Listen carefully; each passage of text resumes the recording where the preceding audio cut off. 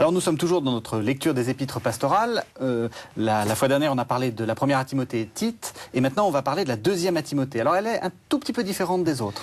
Elle est un peu différente des autres. Elle rappelle un certain nombre de choses qui sont plus proches du pôle de l'histoire, du pôle historique.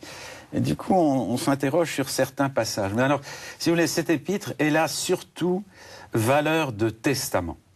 Le Paul qui parle de cette lettre se voit près du but, il va être répandu en libation, comme il dit.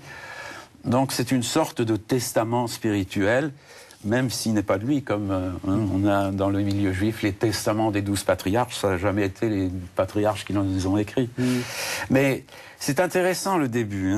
Je rends grâce à Dieu que je sers à la suite de mes ancêtres avec une conscience pure, lorsque sans cesse, nuit et jour, je fais mémoire de toi dans mes prières, et me rappelant tes larmes, je brûle le désir de te revoir, afin d'être rempli de joie.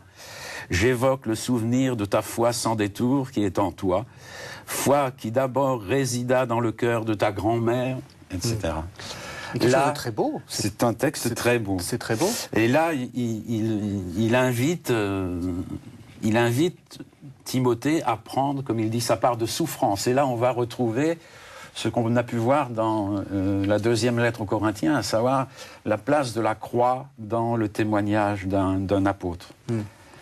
Alors, c'est drôle parce que c'est effectivement une lettre presque un peu privée où il conseille à Timothée de pas trop, enfin de boire un peu de vin pour son estomac. Il lui dit qu'il est un peu jeune, mais que c'est pas grave, qu'il est quand même. En gros, il le rassure. Il prend soin de lui. Oui. Alors, quel sens ça a pour une communauté de voir que l'apôtre prend soin de son. De quelque manière, c'est un soutien des ministres. Un soutien des ministres qui guident la communauté, de montrer que la tendresse que Paul manifestait à travers ses équipiers, malgré quelques brouilles certaines parfois, c'était pas facile de vivre tous les jours avec lui. Bon.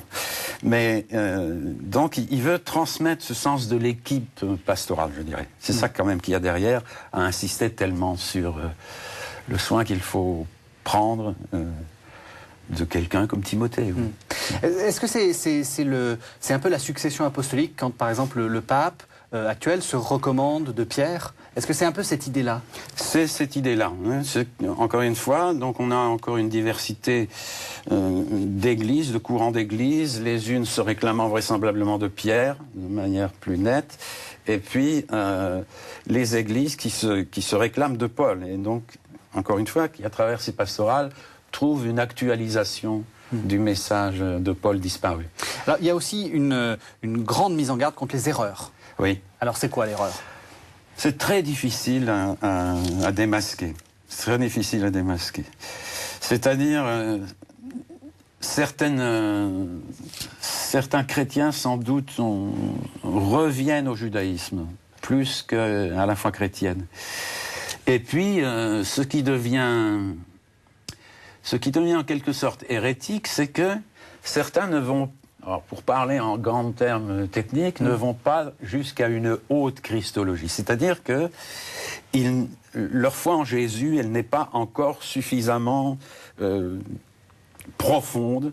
C'est quand même des épîtres dans lesquelles on parle, dans Tite, notre Dieu et Sauveur Jésus-Christ.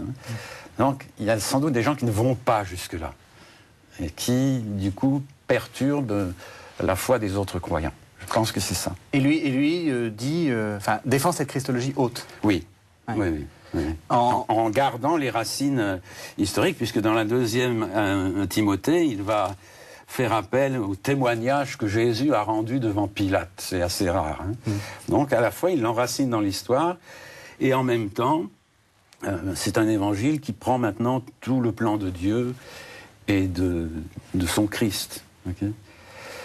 Merci. Oui. Merci, Père Claude Tassin. Voilà.